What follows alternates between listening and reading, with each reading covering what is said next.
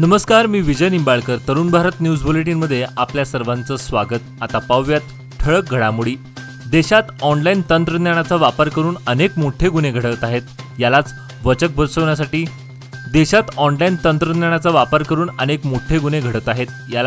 बसवण्यासाठी केंद्रीय गृहमंत्री अमित शाह यांनी मोठा निर्णय घेतला आहे. देशात ऑनलाईन पद्धतीने गुन्हेगारांवर लक्ष ठेवण्यासाठी 5000 सायबर कमांडो तयार केले जाणार आहेत. इंडियन सायबर क्राईम कोऑर्डिनेशन सेंटरच्या स्थापना दिनानिमित्त अमित शाह यांनी माहिती दिली. 5000 सायबर कमांडो तयार करण्याचा सरकारचा विचार आहे. भारतातील वाढत्या सायबर गुन्ह्यांचा सामना करण्यासाठी या कमांडोंना पूर्णपणे प्रशिक्षित केले जाईल. डिजिटल क्षेत्रात सुरक्षा अत्यंत महत्त्वाची आहे. आज भारतात 46% डिजिटल व्यवहार होत आहेत. अशा परिस्थितीत सायबर सुरक्षेचा मुद्दा देशासाठी खूप महत्त्वाचा आहे.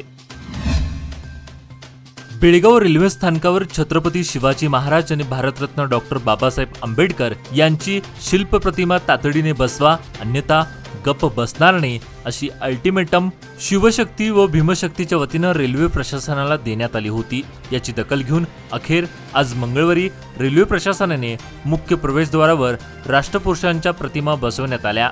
त्यामुळे दोन्ही संघटनेच्या वतीनं फटाक्याची आतषबाजी व जल्लोष करून आनंदोत्सव साजरा करण्यात आला. यावेळी समितीचे नेते रमाकांत कोंडुस्कर व दलित समाजाचे नेते व कार्यकर्ते मोठ्या संख्येने उपस्थित होते.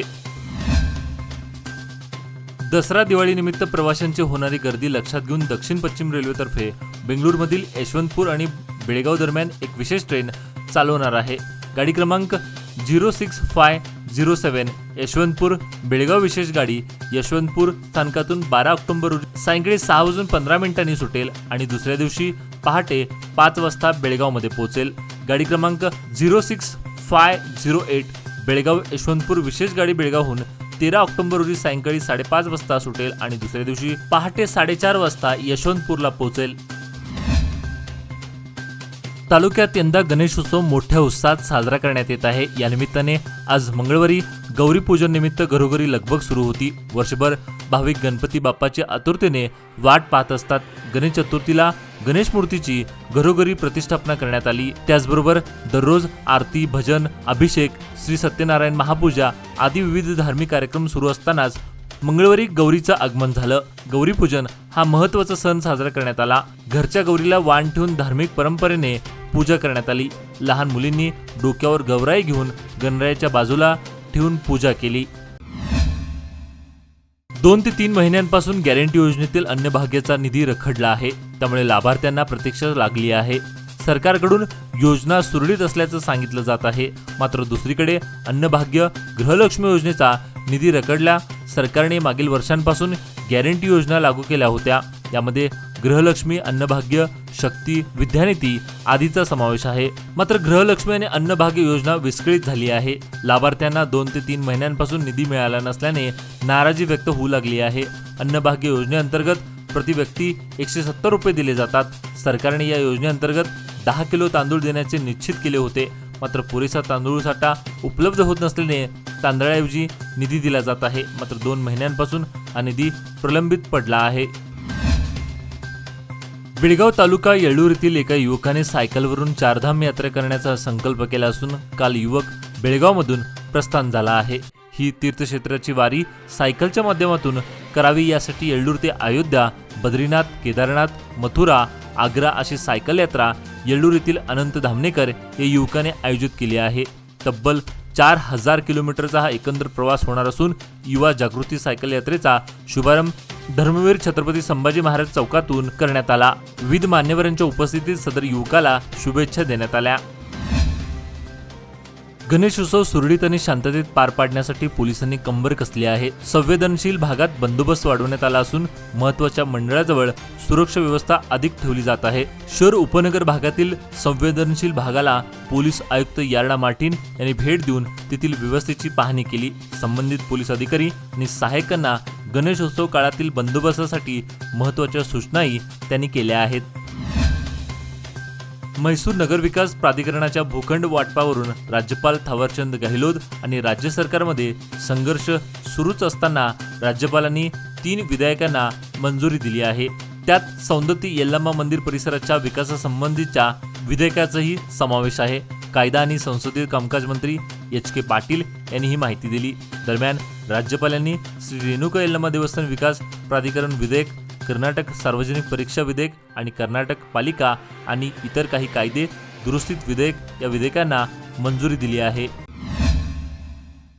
बागायत उत्पादन वाढ व्हावी आणि अल्पसंख्याक शेतकऱ्यांना सोयीसुविधा उपलब्ध व्हाव्यात यासाठी विविध योजना राबविण्यात आल्या आहेत. यामध्ये राष्ट्रीय फलोत्पादन अभियान, राष्ट्रीय कृषी विकास योजना, एकात्मिक फलोत्पादन विकास योजना, ठिबक सिंचन योजना, पाम पीक विकास योजना आदीचा समावेश आहे. अल्पसंख्याक शेतकऱ्यांना बागायतमध्ये सामावून घेण्यासाठी विशेष योजना राबविण्यात आल्या आहेत. संबंधित अल्पसंख्याक शेतकऱ्यांनी जवळच्या तालुका स्तरावरील बागायत खात्याशी संपर्क साधावा असे आवाहन करण्यात आलं आहे.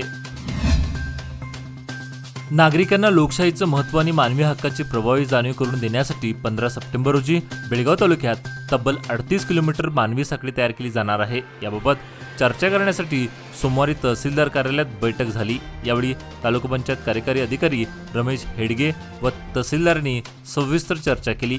शिवाय 3 टप्प्यामध्ये ग्रामीण भागातही मानवी साखळी तयार केली जाणार आहे. गणेशोत्सवाच्या पार्श्वभूमीवर महाराष्ट्र एकीकरण समितीचे शहापूर प्रभाग क्रमांक 27 चे नगरसेवक रवी साळुंके यांनी नुकतीच महाराष्ट्र नवनिर्माण सेनेचे अध्यक्ष राज ठाकरे यांची मुंबई मुक्कामी सदिच्छा भेट घेऊन त्यांना श्री गणेशोत्सवाच्या शुभेच्छा दिल्या. दादर मुंबईतील कृष्णकुंज या मनसे अध्यक्ष राज ठाकरे यांच्या निवासस्थानी भेट घेतली. या प्रसंगी त्यांच्या समवेत पायोनियर अर्बन बँक बेळगावचे चेअरमन प्रदीप अस्टेकर, निखिल मासेकर, कुलदीप बटला, प्रवीण अस्टेकर आदी उपस्थित होते. 2.5 वर्षाच्या प्रतीक्षेनंतर एकसंबा नगराध्यक्षपदाची निवड प्रक्रिया मंगळवारी पार पडली. तहसीलदार चिदंबर कुलकर्णी यांच्या नेतृत्वाखाली झालेल्या या निवड प्रक्रियेत नगराध्यक्षपदी सुनील विश्वनाथ सप्तसागर यांची तर उपनगराध्यक्षपदी सुजाता विनोद चितळे यांची बिनविरोध निवड करण्यात आली. विधान परिषद सदस्य व कर्नाटक राज्य सरकारचे दिल्ली विशेष प्रतिनिधी प्रकाश हुक्केरी यांनी पुष्पगुच्छ देऊन त्यांचे अभिनंदन केले.